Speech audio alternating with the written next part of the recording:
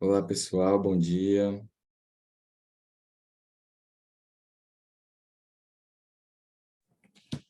Ó, voltei aqui, tá? Excelente. Precisa ativar de novo a câmera. Perfeito. Agora temos câmeras, já temos.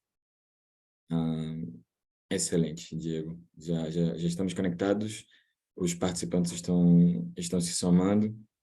Desejo bom dia para todo mundo que está se somando. Peço só alguns minutinhos, perdão pelo atraso, mas mais participantes estão se somando. Então, nesse. Perfeito, a gente consegue ver sua apresentação também. Excelente. Temos mais empresários se somando. Então, nesse momento, nesses 2 próximos minutos, enquanto a gente espera as pessoas se somarem, quem quiser tomar um copo de água, buscar um café. Eu vou pegar uma água aqui para mim também. O Ismael está falando que precisava fazer cadastro no Zoom. Pois é, pois é.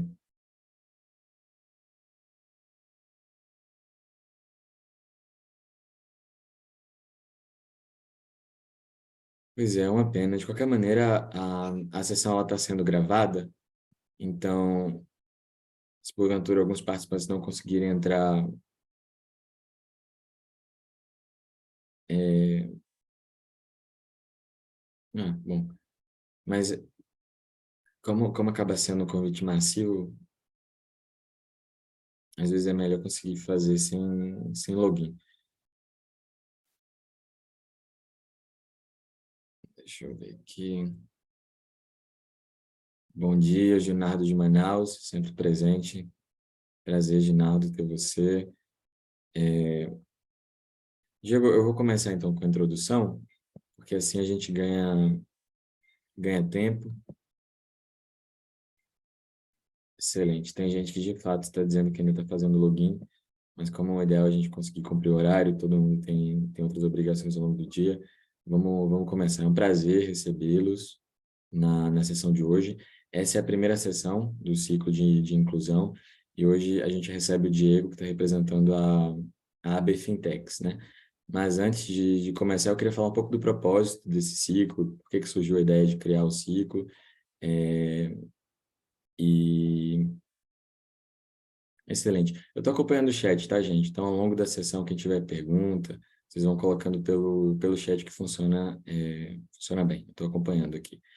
É, Como eu dizia, sejam bem-vindos e bem-vindas. Essa é a primeira sessão do ciclo de capacitação com foco em inclusão financeira.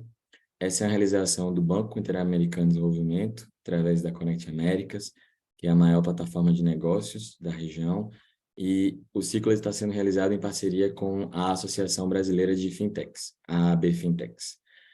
No ano passado, há um ano, o BID lançou um estudo sobre o impacto das fintechs para a América Latina e para o Caribe, e esse estudo identificou um crescimento bastante significativo no número de empresas desse setor, empresas que oferecem serviços financeiros digitais na região. O Brasil é o grande é o grande motor desse setor, e com base nesse estudo, eu acho que são dados até possíveis de atualizar, Diego, me corrija se for o caso, a região passou de um pouco mais de 1.100 empresas para quase 2.500 em mais ou menos 3 anos, um número bastante significativo. Desse total de empresas, o Brasil representava, na época do estudo, um estudo que foi lançado ano passado, um pouco mais de 30% de fintechs. Ou seja, um cálculo matemático básico nos permite afirmar que de cada 10 empresas fintechs da região, pelo menos 3 são empresas brasileiras. E nós sentimos o impacto disso no dia a dia, né? Todo mundo aqui certamente já fez Pix em algum momento, nós temos os aplicativos dos nossos bancos na palma da nossa mão e realizamos transferências internacionais com uma facilidade incrível. O impacto, porém, é sentido para além de nós enquanto pessoas físicas, né? O surgimento dos serviços financeiros digitais é sentido também pelas empresas. E é por isso que nós criamos o ciclo de capacitação financeira com foco em serviços financeiros digitais, voltado especialmente para pequenas e médias empresas. O BID e a Conect América, sobretudo, estão comprometidos em promover o ecossistema fintech e o uso da tecnologia como meio de maior inclusão financeira, enfatizando a inclusão de populações excluídas. Aí entra as PMEs, as micro e pequenas empresas, e a gente tem um foco especial no nosso trabalho também com empresas lideradas por mulheres. E o porquê disso, né? Entendemos que as fintechs são uma poderosa ferramenta de inclusão financeira de diversas formas, seja fornecendo empréstimos para pequenas e médias empresas, facilitando o acesso a serviços financeiros para um número cada vez mais de usuários. Aproveito para saudar todos os empresários e empresárias presentes hoje. Mando um abraço e um agradecimento especial para a Mariane Takahashi, diretora da AB Fintechs. Sem ela, nós não estaremos presentes aqui hoje. Fundamental o apoio dela para a realização desse ciclo. Com a Mariane, com o Diego, que é quem lidera a sessão de hoje, nós aprendemos que as plataformas fintech são a solução potencial para os desafios de inclusão financeira na região. Um exemplo concreto disso é o impacto dos serviços fintechs na inclusão financeira e o papel e desenvolvimento para as pequenas e médias empresas. Não quero me estender muito, quero apenas agradecer todo mundo presente, agradecer ao Diego por ter aceito o convite. Diego é presidente da Associação Brasileira de Fintechs, já é um parceiro do BID em alguns outros projetos, e vai ser um prazer entender, Diego, melhor como que as fintechs têm apoiado os pequenos e médios negócios, qual que é o impacto das fintechs no processo de bancarização de usuários, e uma coisa que, assim, justifica e apalanca esse ciclo de capacitação é o fato das fintechs estarem comprometidas com a capacitação, com o conhecimento e com a digitalização dos pequenos e médios negócios. Então, passo a palavra para o Diego. Ressalto novamente que durante a apresentação, surgindo qualquer dúvida, qualquer pergunta, vocês podem colocar no chat que eu vou acompanhar. E no final, a ideia é que a gente siga com a exposição do Diego, que no final nós tenhamos um espaço para perguntas e respostas. Então, com isso, damos início à sessão de hoje. Diego. Muito obrigado, Matheus. Bom dia a todos. Como bem apresentado, eu sou Diego Pérez, eu sou presidente da Associação Brasileira de Fintechs, a AB Fintechs. Já dando início aqui à apresentação, a AB Fintechs é uma associação que ela surgiu em meados de 2016 para atender as demandas, né, das empresas de tecnologia que entregam serviços financeiros, que são as fintechs, né? Como é uma atividade pesadamente regulada, ou seja, a gente precisa interagir com autoridades do mercado financeiro e de capitais, como o Banco Central, CVM, SUSEP, ou atender requisitos previstos na legislação. Sempre que você inicia uma nova atividade, você nesse segmento, nesse setor, você precisa ter alguma autorização prévia, né, ou seguir algum regulamento específico. Então, para facilitar a vida do empreendedor, da empreendedora de fintech brasileiro, a gente achou por bem constituir a nossa entidade para que ela sirva de um ambiente seguro, para que as fintechs possam entender o funcionamento do mercado financeiro de capitais, entender as regras, e que a gente possa interagir com as autoridades em representação dessas empresas que fazem parte do nosso grupo, tá? Então, a gente nasceu aí com alguns pilares, né? Então, o primeiro é de geração de negócios para os nossos associados, né? Então, não só essa parte regulatória, mas também promover encontros das fintechs com fornecedores, prestadores de serviços, potenciais clientes, potenciais investidores, para que elas também possam crescer e alcançar o seu sucesso, tá? Tem essa questão de representatividade, como eu mencionei, que está no nosso DNA. Então, a gente possui agendas recorrentes com o Banco Central, CVM, Poder Legislativo, para apresentar propostas, para discutir melhorias, ou então para levar demandas do mercado ou receber demandas dessas autoridades. E, por fim, a gente tem um terceiro pilar, que é provocar um impacto social positivo em todas as nossas atividades, tá? E aí, de 2016 para cá, a gente cresceu bastante, a gente alcançou, né, já ultrapassou a marca de 650 fintechs associados, o que nos deixou em evidência, e, muito recentemente, no começo desse ano, teve uma publicação de um portal especializado em fintechs globalmente falando, de alcance global, que posicionou a BFinTechs em quinto lugar entre as 10 melhores ou mais representativas associações de fintechs do mundo, né? Então, como o Matheus falou no início da apresentação dele, a gente tem papel de destaque na América Latina, mas a gente também tem papel de destaque no mundo, tá? Então, a gente sempre gosta de falar isso, que estamos conseguindo alcançar os melhores resultados e apresentar os melhores alternativas de acesso ao mercado financeiro de capitais para a população brasileira como um todo, sejam pessoas físicas, sejam pequenas e médias empresas ou grandes corporações, tá? Esse aqui são os nossos diretores, né? Só para mostrar um pouco aí dos nossos rostos. É um grupo bem diverso, né? A gente tem um equilíbrio aí entre gêneros, né? E pessoas de origens sociais distintas também. Temos o Carlos Oliveira, todos eles vinculados ou conectados a alguma fintech. O Carlos Oliveira, ele é da CertDocs, o Marcelo Martins, da Iniciador, Mariana Canteiro, Banco-Útil, Mariana Bonora, da Bart Digital.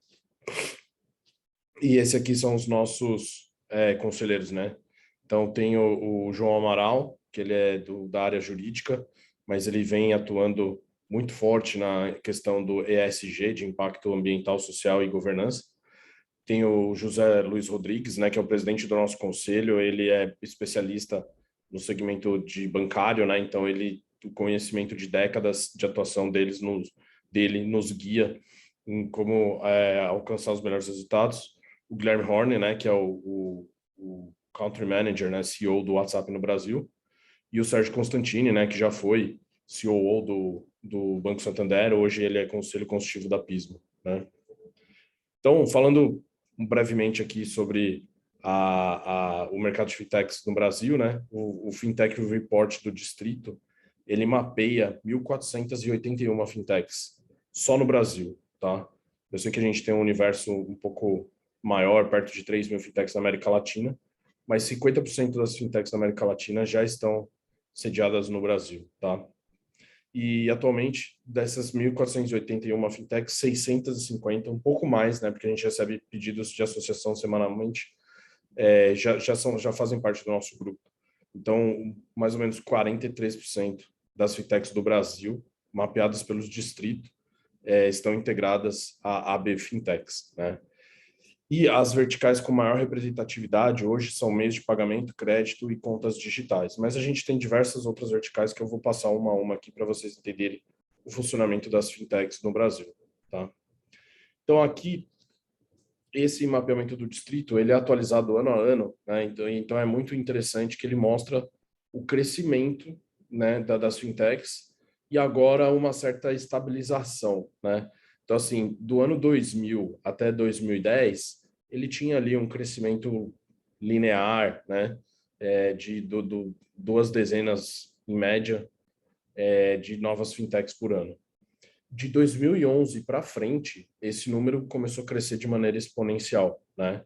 Onde a gente atingiu o pico de novas fintechs surgindo ano a ano em 2018, onde tivemos 208 fintechs constituídas em um único ano, que é quase que uma fintech por dia, né? Talvez uma fintech a cada 2 dias surgindo no Brasil.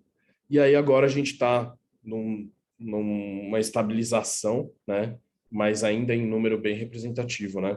Então, no ano passado a gente teve um cenário atípico, né? Pouco investimento na área de tecnologia, então poucas fintechs surgiram. A gente tem expectativa que se mantenha ali nos próximos anos entre 35 e 50 novas fintechs por ano, tá? E aqui a gente tem as categorias, né? Ou subcategorias que essas fintechs representam no mercado, né? Que são basicamente os segmentos, né?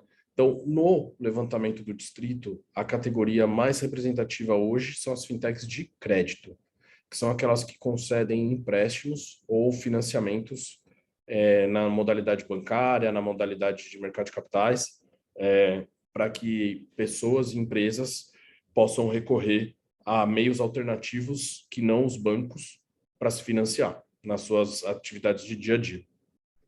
No passado recente, eu diria no ano passado, as fintechs mais representativas eram as de pagamentos, tá? Porque pagamentos, assim, é uma transação que faz parte do dia a dia de todos os brasileiros e de todas as brasileiras. Todo dia alguém faz um pagamento, né? Então, era crescente e a gente tem mais de 200, talvez 300 fintechs que atuam no segmento de pagamentos exclusivamente. Mas o crédito ganhou muito espaço, né? Porque a gente passou por um período de pandemia, a gente passou por um período onde os pequenos e médios estabelecimentos tiveram que baixar suas portas, tiveram que se transformar digitalmente, e alguns deles necessariamente precisaram recorrer ao crédito para continuar existindo, né?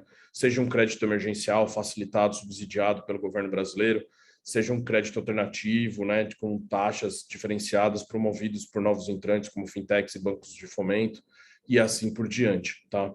Mas a gente também tem um segmento bem representativo que vem ganhando esse espaço também, que são as soluções de back office, né? Que back office nada mais é do que são soluções tecnológicas voltadas para o mercado financeiro, mas que ajudam na organização, né, e na automação de processos dentro das instituições financeiras ou fintechs, tá? E aí a gente começa a descer um pouco mais nos segmentos onde a gente tem as fintechs de tecnologia. O que quer dizer isso, né? Que eventualmente elas não entregam um produto financeiro, né? Elas não empacotaram e criaram um produto financeiro, mas elas fazem parte da cadeia de distribuição. Elas oferecem uma solução tecnológica essencial para que uma outra fintech, uma outra instituição financeira crie aquele produto, né? Temos aí, por exemplo, as fintechs que são os Banking as a Services, né? Onde elas oferecem a sua estrutura como de tecnologia como serviço para que instituições não financeiras consigam emitir um cartão de crédito, conceder um contrato de empréstimo, permitir investimentos, enfim, são essas tecnologias disponíveis que talvez eu possa elaborar um pouquinho mais para frente também.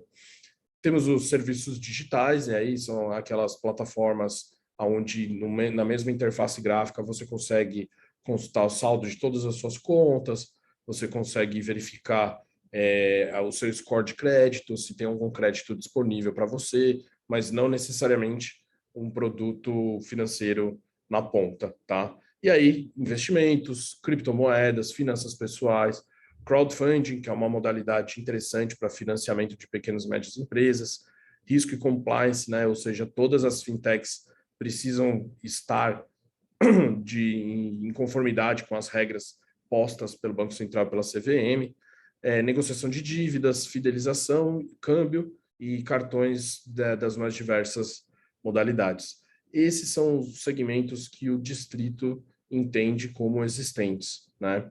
Mas a gente também tem outros subsegmentos aqui, falando só um pouco do foco de atuação. Esse é um levantamento feito pela PwC em colaboração com a própria BFintex, onde a gente identifica o público que acessa as fintechs, tá? Então, o público majoritariamente hoje no Brasil que acessa as fintechs são empresas, tá? Então, a gente tem as soluções que entregam para o público B2B e B2C ao mesmo tempo, ou seja, para empresas e pessoas, são 44% das soluções entregam esse tipo de produto. A gente tem as que entregam somente para empresas, que são 40%. A gente tem aquelas que entregam somente para pessoas, que são 10%. E aí tem outros, né? Por exemplo, tem fintechs que prestam serviço para o governo, né? Que é o B2G, né? Ou então fintechs que não atendem uma cadeia produtiva, né? Mas estão ali disponíveis para um público em geral, sem fazer distinção se são pessoas ou empresas, né? Que entram nessa classificação de outros, tá? Então, esse é um... Desculpa, eu estou um pouco resfriado, então pode ser que eu tenha que interromper algumas vezes para tossir, né? Mas então esse levantamento, ele aponta que apenas 10% das fintechs brasileiras estão voltadas exclusivamente para o consumidor final, pessoa física, né? Então, isso, assim, é surpreendente, né? Porque todo mundo imagina a fintech como um Nubank, um PicPay, um Banco Inter, né? Uma Stone, enfim, que são aquelas empresas que estão mais em evidência, que faz parte do dia a dia de pessoas comuns, né? mas assim, existe uma infinidade de fintechs que atendem empresas que talvez não tenham anúncio na TV, não tenham anúncio no Instagram, mas existem e ocupam esses espaços, né? Que são as fintechs que trabalham exclusivamente com pessoas jurídicas, né? Então o Brasil vem se destacando muito nesse setor. Tá? Aí aqui a gente consegue ter uma noção dos subsegmentos, que são inúmeros. Então, assim, a gente tem 14 segmentos, que foram aqueles que eu mencionei no slide anterior, e dentro de cada segmento a gente tem subsegmentos, que se somados ultrapassam 50 subsegmentos, tá? Então, assim, eu não vou passar por todos aqui, senão eu vou gastar boa parte do tempo da apresentação falando cada subsegmento. Mas eu vou trazer alguns subsegmentos que talvez possam ser de interesse da audiência aqui que está nos assistindo, né? Então, por exemplo, a parte de back office, né? Que nem eu falei, back office já é um nome que não faz parte do dia a dia do brasileiro comum. Talvez algumas pessoas aqui não saibam exatamente o que seria uma solução de back office, né? Mas são aquelas soluções financeiras que melhoram a gestão da sua empresa, né? Então, dentro do segmento back office, a gente tem o subsegmento de contabilidade, a gente tem o subsegmento de gestão financeira, a gente tem o subsegmento de precificação, né? Então, tentando trazer exemplos reais aqui, né? Toda empresa precisa ter uma contabilidade legalmente escriturada, né? Com cumprimento de obrigações fiscais e tributárias, e quem realiza esse tipo de serviço é o contador, né? Mas existem plataformas que conectam os contadores aos clientes, aonde por meio do serviço tecnológico oferecido por essas plataformas, o contador consegue atender os requisitos mínimos exigidos pela Receita Federal, pelos padrões contábeis que representam as melhores práticas, e o cliente consegue cumprir as obrigações que ele tem perante o fisco, por exemplo, né, de recolher tributos, DARFs, né, ou então de encaminhar declarações anuais, né, de faturamento e etc., para também estar em conformidade com os padrões exigidos pela Receita Federal do Brasil, né? Então, esse tipo de serviço é uma fintech, tá? Porque tem contato direto com a gestão financeira das pequenas e médias empresas e é ofertado com uso intensivo de tecnologia, tá? Mas a gente também tem, esse é um exemplo um pouco mais visual do dia a dia, né? A gente também tem outros visuais do dia a dia, os meios de pagamento, né?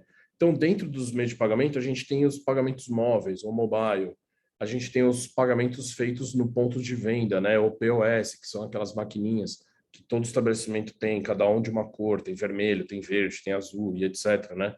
Então, o lojista ele tem uma diversidade de capturas, formas de capturar os pagamentos por meio dessas fintechs, né? E tem as fintechs de processamento desses pagamentos. Porque uma vez que você capturou esse pagamento, existe todo um engenho, existe toda uma dinâmica por detrás, né? Que faz com que o recurso circule da conta do cliente para a conta do estabelecimento comercial e vice-versa, né? Então, também tem soluções de processamento desses pagamentos, tá?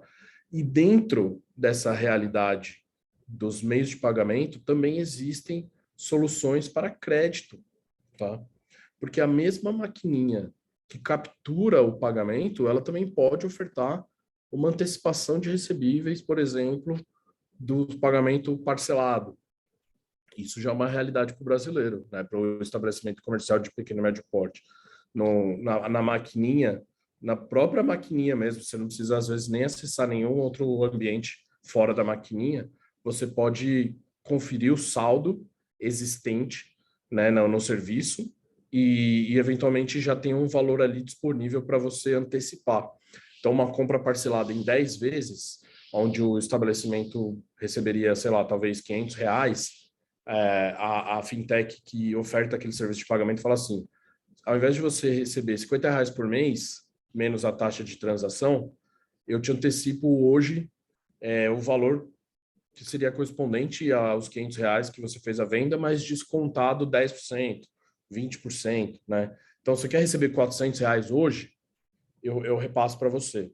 Então, isso é um formato de crédito, porque a instituição de pagamento que oferece esse serviço tem a visibilidade que o recurso vai ser pago mês a mês pela processadora do cartão de crédito, e ela consegue criar um contrato de crédito em cima desses recebíveis e entregar uma solução que possa auxiliar o reforço de caixa do estabelecimento, o capital de giro e etc., né?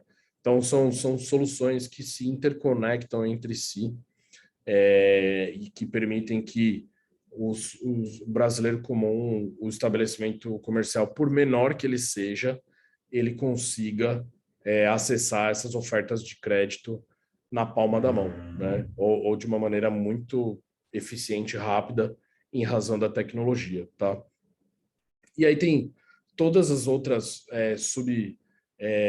todos os outros subsetores aqui que eu poderia apresentar um a um, mas eu compartilho essa apresentação depois com quem quiser, para vocês terem isso em mãos para curiosidade ou para consulta posterior, tá bom?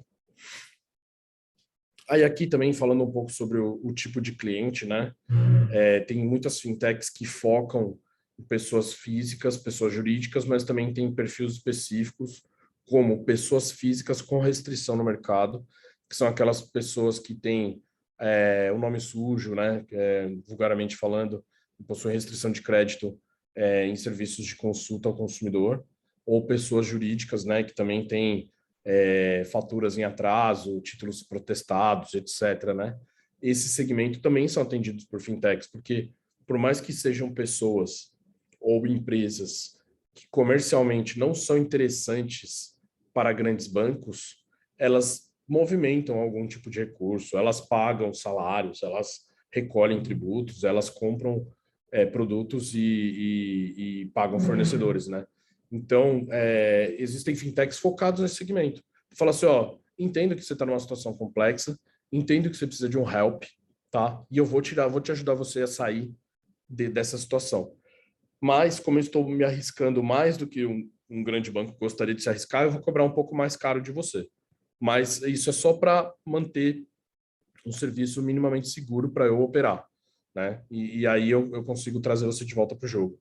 Então, tem fintechs que atuam especificamente nesse segmento. E aqui, antes de entrar em perguntas que eu e o Matheus a gente preparou de antemão até para depois a gente trabalhar as perguntas que possam vir do chat, aqui eu acho importante a gente falar quais são as principais iniciativas do ecossistema brasileiro de serviços bancários, de pagamentos, de crédito, etc., que estão emergindo e que as fintechs estão fazendo uso intensivo para entregar inovação e serviços altamente tecnológicos para o consumidor, tá? O primeiro deles, né, que talvez não é de conhecimento de todos, mas vem sendo noticiado de tempos em tempos, é o Open Finance, tá? O que é o Open Finance? O Open Finance é o sistema financeiro aberto, né? Ou seja, hoje a gente vive numa sociedade digital. E sociedade digital presume o uso intensivo de dados, né? Então, toda vez que eu, Diego, acesso algum serviço por meio do meu smartphone, por meio do meu notebook, por qualquer tipo de dispositivo que eu tenha conectado à rede, eu compartilho meus dados, né? Eu faço um cadastro, quem está oferecendo aquele serviço sabe aonde eu estou, sabe que tipo de celular que eu uso, sabe se eu estou conectado no Wi-Fi, sabe se eu estou conectado no 4G, enfim, são dados, inúmeros dados que são gerados em cada transação, né? Esses dados, eles possuem valor inestimável, porque você consegue entender quem realmente é o seu cliente, entender os hábitos de consumo daquela pessoa, entender que tipo de oferta de serviço aquele cliente tem potencial de contratar, enfim, com base em dados você precifica melhor e alcança melhor o seu potencial cliente, tá? Mas a legislação brasileira, seguindo tendências globais, pelo menos das regiões mais desenvolvidas do mundo, define que os dados pertencem ao cliente e não à empresa que o capturou, tá? E, inevitavelmente, um dos grupos empresariais que mais tem dados armazenados sobre seus clientes é o setor financeiro, o setor bancário, né? Então, assim, eu tenho conta no mesmo banco há mais de 30 anos, tá? Quase 40 anos, talvez. O que diz um pouco sobre a minha idade já, né? Então, eu tenho certeza que esse banco, ele me conhece melhor do que meus amigos mais íntimos. Me conhece melhor do que meus parentes, minha mãe, minhas irmãs, por exemplo, né? Porque ele sabe o quanto que eu recebo, que dia que o pagamento cai, aonde que eu gasto dinheiro, quais são a concentração de despesas que eu tenho, se é em tributo, se é aluguel, se é financiamento, enfim, ele me entende muito bem, né? E pela legislação definir que esses dados pertencem a mim, Diego Pérez, e não ao banco que o opera, ele não pode impedir que esses dados sejam acessados por mim, e ele também não pode criar barreiras para que eu mova esses dados de um banco A para um banco B. E por que que eu moveria de um banco A para um banco B? Para conseguir um produto melhor. Então, se eu estou no banco A e ele me oferece uma tarifa X, e no banco B a tarifa é menor do que essa tarifa X, eu vou querer ir para o banco B. Eu tenho meu direito de consumidor de mover minhas finanças para lá, né? Mas o banco B precisa me conhecer para saber se eu sou um bom pagador, se a tarifa que ele vai entregar para mim realmente é compatível com o meu perfil de financeiro, enfim. É um mercado que se baseia muito em dados para modular seus produtos, né? Então, o Open Finance, ele cria uma infraestrutura de tecnologia para que esses dados possam ser movidos de um lado para o outro, de um banco para o outro, né? Com o comando do cliente. Então, eu chego lá no Itaú e falo assim, Itaú, quero que você mova os meus dados para o Nubank. E o Nubank tem que aceitar. E o Itaú não pode se negar a mover esses dados. Então, essa é a dinâmica que está acontecendo. E qual que é o foco disso, né?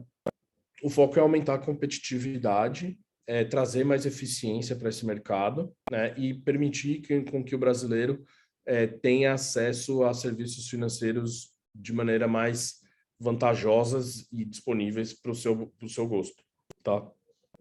Mas hoje, poucas pessoas ainda têm acesso a essa nova modalidade, né? Por mais que esteja em desenvolvimento, ela já está disponível para todos os brasileiros. Mas apenas 15 milhões de brasileiros acessaram o Open Finance até hoje, né? O que representa 8% dos brasileiros com conta em banco, tá? Desculpa. Então, tem muito espaço ainda para crescer, né? O Open Finance ele ainda tem muito para mostrar, né? Então, a partir do momento que o brasileiro viver uma experiência positiva na transmissão de dados de um banco para o outro, ele vai ganhar espaço e vai crescer, tá? Então, passando agora para o próximo item, né, que são iniciativas do ecossistema brasileiro, esse aqui todo mundo já conhece, que é o Pix, né? O Pix, assim, foi algo muito bom que aconteceu no Brasil, tá? O Brasil vem sendo reconhecido internacionalmente, globalmente, pelo Pix, né? Em volume, em adoção, em simplicidade, em facilidade de manuseio, né? Disponibilidade. Você pode transferir dinheiro 24 horas por dia, 7 dias por semana, todos os dias do ano, independente se é feriado ou não. Basta você estar conectado num dispositivo que está conectado na internet. Mas o Pix, inclusive, já vem avançando para que ele funcione sem internet, né? Se você tem um aplicativo do banco instalado no seu celular, e no último momento em que você esteve conectado à rede, ele identifica que você tem saldo, se você vai para uma região afastada, uma praia que não tem acesso à rede e você quer comprar uma água de coco, ele vai fazer o pagamento, inclusive se você não tiver acesso à rede. Mas isso ainda não está disponível, mas vai acontecer em breve, tá? E cresceu muito, né? A gente possui mais de 100 milhões de brasileiros que já utilizaram o Pix pelo menos uma vez, tá? 100 milhões é praticamente 100% da população economicamente ativa do Brasil, tá? Por mais que no Brasil a gente tem 200 milhões de habitantes, você tira dessa conta pessoas que são menores de idade, né, ou que não têm acesso a banco porque são jovens, né, enfim, ainda estão dentro como dependentes de famílias, e você tira pessoas de muita idade também, que pararam de manusear suas contas em razão da situação, né, de vulnerabilidade financeira, e algum grupo que, por ser de muito baixa renda, não tem acesso a serviços financeiros. sobraram 100 milhões de pessoas. Então, assim, 100 milhões de pessoas é muita gente. Não, é difícil de você conseguir construir um serviço igual o Pix em 2, 3 anos e alcançar 100 milhões de pessoas. E o Pix conseguiu. Então, assim, é um negócio que a gente precisa supervalorizar. É o carro-chefe da tecnologia para o mercado financeiro do Brasil e que vem trazendo muita evidência. E eu vou passar brevemente aqui por alguns dados do Pix, só para vocês terem noção do volume, o quanto que o Pix movimenta por mês e o quanto que isso cresce, não para de crescer. Se você acompanhar esse gráfico aqui, ele fala de transações Pix mês a mês, tá? Então, aqui do lado, por mais que apareça 4 milhões, você tem que multiplicar isso aqui por 1.000. Então, assim, a gente já está em bilhões de transações mês, tá? Então, a gente começou o Pix ali em abril de 21 com menos de 1 bilhão de transação mês, né? Aqui, a gente já está, em março de 2023, com 3 bilhões de transações mês, o que representa mais de 100 milhões de transações por dia. Isso são transações únicas, não estou nem falando de volume financeiro transacionado. Então, isso é monstruoso. Isso, assim, é algo que a gente tem que ter orgulho de mostrar para todo mundo que o Pix é um produto 100% brasileiro, né? E ele vem ganhando bastante espaço, as fintechs têm acesso ao Pix. Ele é uma plataforma que foi desenvolvida pelo Banco Central, então ela não tem um dono, o dono é o Brasil, né? E quem acessa para ofertar o Pix, tanto o bancão quanto a fintech que nasceu há um ano atrás, pode ofertar para o seu cliente esse meio de pagamento. Então, ele é inclusivo, ele é acessível, altamente disponível e altamente tecnológico, tá? E aqui também tem os valores transacionados. Aí esse valor é impressionante também, né? Então a gente tem 1,2 trilhão de reais transacionados por mês no Pix. Então é muito dinheiro. Já virou um meio de pagamento preferido dos brasileiros. Já ultrapassou o cartão de crédito. Já praticamente vai matar o boleto, né, e vem ganhando novas funcionalidades também para que a gente consiga seguir em frente. E como o Pix parcelado, para você substituir as compras parceladas no cartão pelo Pix parcelado. O Pix agendado, né? Que é assim, ó, você compra hoje, mas o Pix vai cair daqui 15, 20 dias. Então, essas funcionalidades aos poucos vão sendo colocadas para que a gente consiga seguir em frente, né? E, enfim, aí eu já ia entrar nas perguntas aqui, Matheus. Muito conveniente aqui que você apareceu na tela para mim, porque eu não estou acompanhando o chat, não sei se tem perguntas, se a gente vai direto para o chat, se a gente vai para... Eu tô acompanhando o chat. Tem algumas perguntas, mas Vamos lá, eu então. acho que a gente pode seguir por essa que já tá. Só que tem uma que é interessantíssima. Primeiro que é um relato. Sumiu para mim. O Hugo. O Hugo falou que ele teve os dados. Primeiro, Diego, obrigado. Excelente Claro, apresentação. claro, Eu acho obrigado. que ficou bastante claro tudo que você trouxe. Muito obrigado. Mas o relato do Hugo é bem legal. Em algum momento da sua fala, ele falou que teve os dados utilizados numa fraude na NTT e o negativou em mais de 40 mil reais. Só que ainda assim, tendo renda comprovada, ele conseguiu bons limites de crédito em bancos digitais, já nos tradicionais zero. Então, eu acho que uma coisa que seria legal você trazer hoje, assim, de maneira ampla, qual que é a grande diferença entre as fintechs e os bancos ou os serviços tradicionais que são oferecidos pelo, pelos bancos tradicionais, pelas instituições Claro, tradicionais, assim? claro. Não, super interessante essa pergunta, né? Porque, que nem eu mencionei, tem algumas fintechs que trabalham exclusivamente ou de maneira direcionada para pessoas com restrição ao crédito, né? Pessoas que estão negativadas naqueles repositórios de Serasa, Boa Vista e etc, né? Mas esses repositórios, eles são uma fotografia antiga daquela pessoa, talvez não muito atual, e talvez não abrange toda a vida daquela pessoa, né? Eu tive contato, por exemplo, com algumas fintechs que, para elas concederem crédito para uma pessoa, ela com a anuência, né, do cliente, elas fazem uma leitura do seu smartphone para entender quem você é com base nos aplicativos que você tem instalado. Assim, sabe? Então, são dados alternativos que as fintechs utilizam para entender quem é o cliente, mesmo sem ter um relacionamento com ele, sabe? Então, por exemplo, você está acessando a primeira vez aquela fintech, a fintech tem uma oferta de crédito lá de R$ 2.000 que você vai precisar para pagar uma conta para não estourar o cheque especial, sei lá, qualquer coisa nesse sentido, tá? Ele vai entrar no seu aplicativo e vai ver se você tem muitos aplicativos de compras, e-commerce instalado, sabe? Se você tem muitos aplicativos de outras fintechs de crédito, que quer dizer que você está correndo atrás de crédito a qualquer custo, né? Enfim, ele olha o seu celular para saber se o aparelho ele é compatível com a sua renda, né? Porque tem gente que tem um celular caríssimo e ganha quase nada por mês, né? Então, assim, essa Sim. pessoa tem um risco altíssimo de não conseguir pagar aquele empréstimo, né?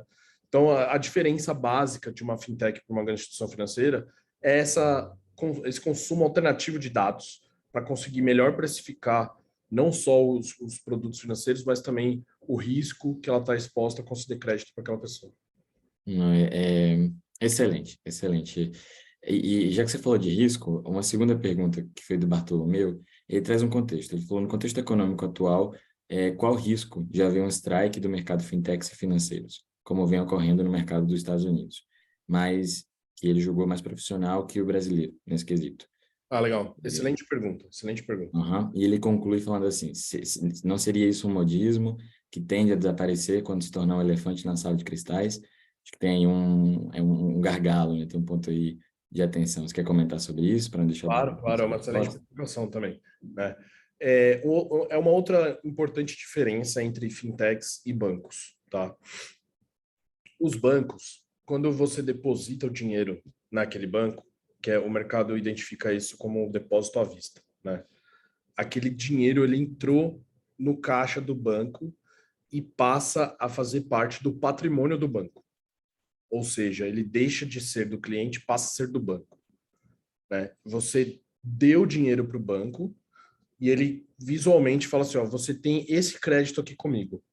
E aí ele pode usar aquele dinheiro da forma que ele achar mais conveniente, observados os limites impostos pelo Banco Central. Obviamente, sempre tudo tem limitações. A fintech não. A fintech, todo recurso que é depositado na conta da fintech, esse dinheiro não é da fintech, esse dinheiro é do cliente. Então, esse dinheiro você tem que segregar no balanço, tá? Em quase todos os casos, você precisa transformar ele em títulos públicos ou depositar numa conta que fica no Banco Central, que é o Banco Central que tem acesso e controle. Então, se eventualmente ocorre algum evento catastrófico no mercado financeiro, onde algumas fintechs deixem de existir porque vão perder clientes, porque os clientes estão sacando dinheiro a torta varrida do seu serviço, o dinheiro está garantido. O dinheiro nem está na conta dela, está lá no Banco Central. Ao contrário do banco. O banco, se todos os correntistas fizerem uma corrida de saques, né? Ou seja, todo mundo vai lá sacar o dinheiro que teria depositado lá, o banco quebra, porque ele não consegue entregar o dinheiro para todo mundo ao mesmo tempo, né?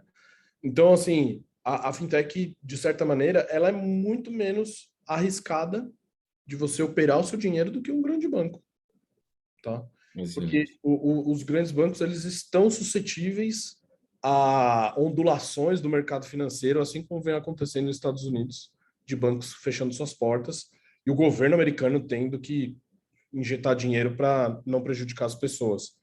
Aqui no Brasil a gente ainda não vem sofrendo essas crises, né? Ainda, mas pode ser que aconteça, né? A gente sabe que um momento complexo aí pode estar por vir. Mas as fintechs, elas têm essa questão prevista em legislação que o dinheiro que ela recebe não é dela, é do cliente. Não, excelente. Diego, como a gente não tem tanto tempo e muitas perguntas não surgiram, eu vou, com base naquelas perguntas, eu vou selecionar. Eu acho que seria legal, assim, como síntese, até porque, para que fique claro, todo mundo está convidado para as próximas sessões. As sessões acontecem na quinta-feira, às quinta-feiras, às 10 da manhã, e os próximos ciclos, eles vão, acho que o Diego pincelou aí de maneira bem legal, mas ele vai estar focado nos diferentes serviços que as fintechs oferecem. A gente fez uma enquete, Diego, e a gente percebeu que muitos empresários limitavam ou condicionavam o entendimento de fintech a crédito. E você bem falou aí que as fintechs oferecem uma gama imensa de serviços financeiros, serviços de gestão empresarial. Eu acho que isso é legal. Então, você quer comentar para a gente quais os serviços financeiros digitais que são mais representativos quando a gente fala de pequena e média empresa? Tá bom. O de pequena e média empresa, os mais representativos que tem é de gestão financeira. Uhum. Então, controle de fluxo de caixa, capital de giro, né? Contas a pagar, folha de funcionários, pagamento de salários, né? Recolhimento de tributos. Existem soluções tecnológicas, né? Que não estão visíveis no dia a dia do brasileiro, porque, que nem eu falei, não tem anúncio na TV, não tem propaganda na rede social, mas que muitas pequenas e médias empresas acessam para conseguir ter uma eficiência financeira até automatizada, né? Que são as plataformas de serviços financeiros que a gente chama. Tá? Então, assim, tem serviço de contabilidade, tem serviço de recolhimento de tributos, tem de balanço contábil, né? Para vocês fazer a escrituração de maneira correta.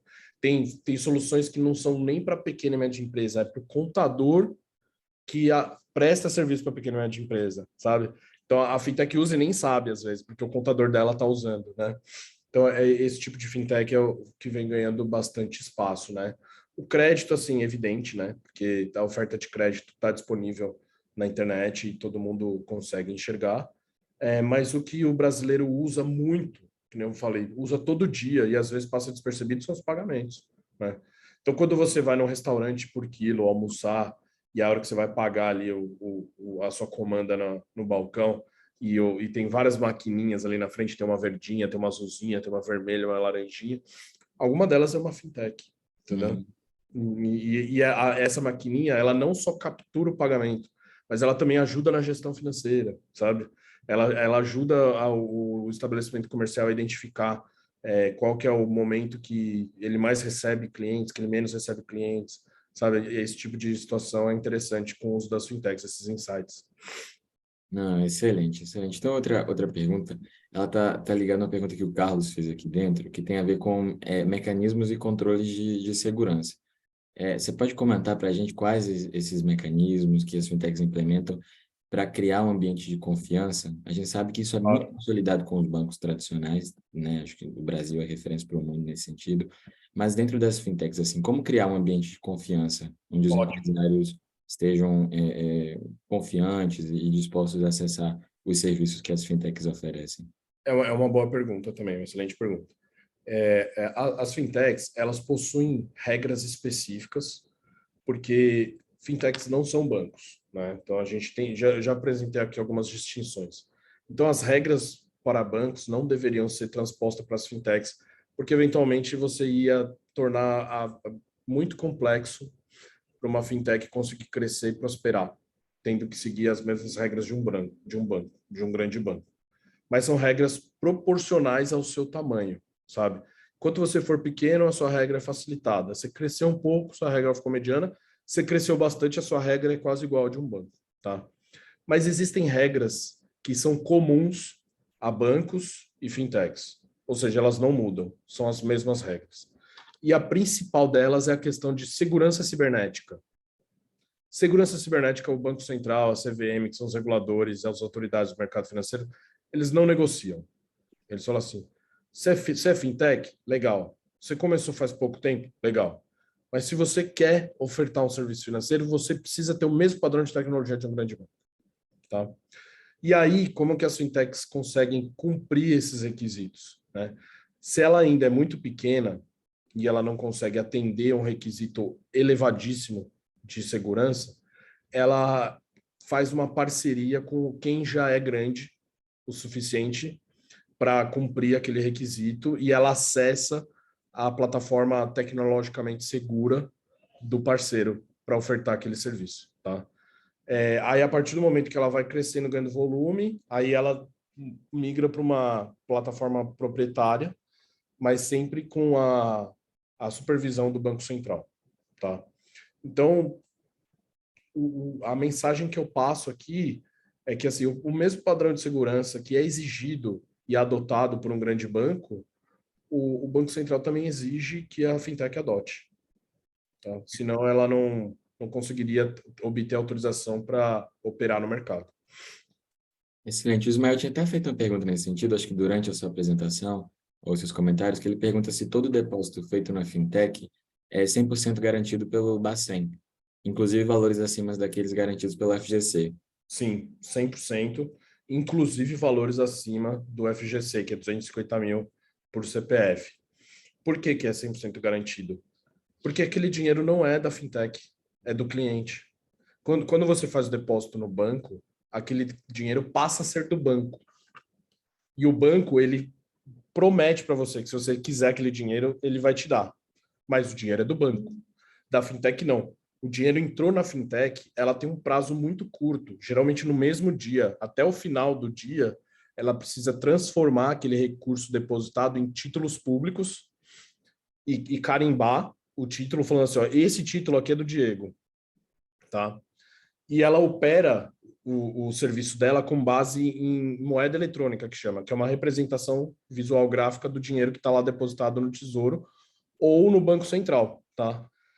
Então, digamos que a fintech ela deixou de existir de uma hora para outra. Ela começou o dia com as portas fechadas e os clientes não conseguem acessar o aplicativo. O Banco Central vai intervir na operação e vai depositar o recurso dos clientes no banco que eles indicarem, 100%. Porque aquele dinheiro ou está no Banco Central já, ou está no Tesouro Nacional. Diferente do FGC. O FGC é como se fosse uma apólice de seguros, sabe? Falou assim, ó, o dinheiro que você tem depositado no banco, eu garanto até 250 mil por CPF. Então, se você tem 400 mil, você vai conseguir de volta só 250 mil. O resto você vai entrar na fila de credores no processo de liquidação do banco para, se sobrar alguma coisa, você receber. Excelente, excelente, Diego.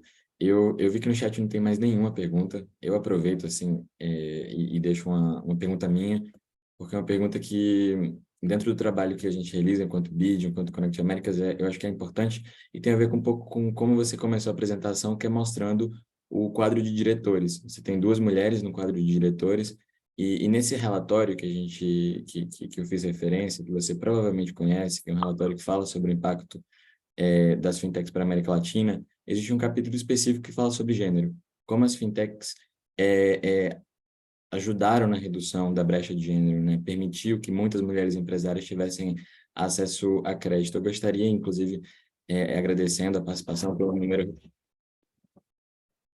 Perdão aqui, estou trabalhando de casa, home office, tem um gato. Mas a minha pergunta é objetiva, assim, como que as fintechs impactaram na redução dessa brecha de gênero, apoiando mulheres empresárias e no momento que eu fui interrompido, eu agradeci a participação. A gente tem um número representativo de mulheres empresárias aqui hoje. Eu gostaria que você comentasse sobre isso. Seria a minha última Claro, com certeza. consideração. As fintechs, elas ainda são um reflexo do mercado financeiro tradicional, tá? Então, infelizmente, a maioria das fintechs ainda são comandadas por homens, tá? Mas a gente tem fintechs que vêm crescendo, cuja liderança são femininas, são de mulheres, tá? Então, hoje, dentro da associação, a gente fez esse mapeamento. A gente tem 20% das fintechs lideradas por mulheres, tá? 80% liderado por homens ainda é muita coisa, tá? Mas se você pegar um mercado tradicional, 20% é um número significativo, porque o mercado tradicional não passa de 10%, tá? Então a gente já está acima duas vezes maior no questão representatividade nos serviços financeiros digitais, tá? Em comparação aos serviços tradicionais. E a gente trabalha para que isso seja algo verdadeiro, né? E não só propaganda. Porque um dos tópicos no início da nossa apresentação que eu coloquei lá é o impacto social positivo, né? Isso está previsto no nosso estatuto, né? Então, todas as movimentações, decisões que a BFintex tenha que tomar, o posicionamento público que ela tenha que fazer, ela vai levar em consideração qual que vai ser o impacto social positivo daquela decisão, daquele posicionamento. Isso antes da sigla ESG estar em voga, tá? A gente já tem isso no nosso estatuto. Então, a gente sempre preza por inclusão, democracia, acesso facilitado, diversidade, sabe? Melhores práticas, ética, sustentabilidade, finanças verdes, enfim, todos esses temas a gente leva em consideração. Então, no final do dia, a gente busca alcançar os melhores padrões, mas a gente também assume um pouco a responsabilidade de ainda ter pouca representatividade. Não, incrível, incrível. Obrigado, Diego. Assim, acho que do meu lado está claro. A ideia da sessão é que ela fosse realmente introdutória, que abrangesse o tema de fintech de maneira ampla geral. Convido todo mundo para que participe das próximas sessões. Diego, inclusive, volta para a sessão de crowdfunding. Dia 8, né? Se não me engano. 8 de junho, tem bastante conhecimento sobre o tema, então está todo mundo convidado. Eu vi que a Glaucia aqui fala que o Sebrae tem um programa de aceleração para fintechs que são lideradas por mulheres. O Sebrae é um parceiraço nosso. A gente colabora para esse programa, tá? Excelente, excelente. Então, a ideia é que nas próximas sessões a gente consiga, falando sobre os setores, conversar um pouco mais sobre oportunidades e que certamente vai ser uma troca incrível de conhecimento. Eu agradeço novamente a participação, Diego, todo mundo que tomou um tempo da manhã aqui para fazer esse cafezinho com a gente. Foi incrível, obrigado a todo mundo que se somou. E é isso. A sessão foi gravada e o material, se o Diego puder disponibilizar, a gente compartilha com vocês também por e-mail no mais tardar amanhã. Eu já compartilhei com você, né, Matheus? Então, Verdade, já tem a pode apresentação. Então, transformar em PDF e compartilhar sem problema. tá Eu vi que o comigo. pessoal perguntou se eu tenho redes sociais aí, né? Eu tenho Twitter, sim, mas assim, eu não atualizo muito, eu tô lá mais para ver o que os outros postam, mas é tudo junto, Diego Pérez, BHB, BHB. Eu tô no Instagram também, diego.smu, e eu também tô no LinkedIn. Aí é só procurar Diego Pérez, AB Fintechs lá e me adicionar. Eu sou mais ativo no LinkedIn, tá? Então, podem me adicionar diretamente lá e acompanhar todo o conteúdo que eu republico muita coisa da própria AB Fintechs nas minhas redes, né? Então, Não, o Diego é um cara bastante ativo, assim, tá sempre participando de fórum de discussão. Eu conheci o Diego no evento do banco ano passado, então eu acho que é ótimo. O compromisso que os serviços financeiros digitais têm com conhecimento, com essa troca de oportunidades, eu acho excelente. Para mim é um prazer conseguir trazer esse tema para a Conect Américas e compartilhar com os nossos empresários e empresárias. Eu também estou à disposição. Vocês receberam meu e-mail da minha própria caixa, então qualquer dúvida, qualquer sugestão, se a gente também está aberto a adicionar sessões, então se alguém conhecer algum palestrante ou que tenha conhecimento sobre fintech, também estamos abertos aí à sugestão. A ideia é que a gente faça essa troca. No mais, desejo a todo mundo um ótimo dia. Nos vemos então na próxima semana. obrigado, gente. E antes de concluir, a gente também está fazendo esse ciclo para os países da América Latina. Então, quem falar espanhol e tiver interesse em conhecer um pouco sobre o panorama na Colômbia, no México, vai ter uma sessão hoje à tarde. Ela é conduzida em espanhol, infelizmente não tem tradução. Eu acabei de mandar o link aqui, então, mesmo para as empresas brasileiras, empresários brasileiros que queiram conhecer um pouco sobre esse setor, nosso trabalho é realizado a nível de América Latina, então também vocês estão convidados e convidadas, tá bom? Fica aí um abraço para todo mundo. Tchau, tchau. Obrigado.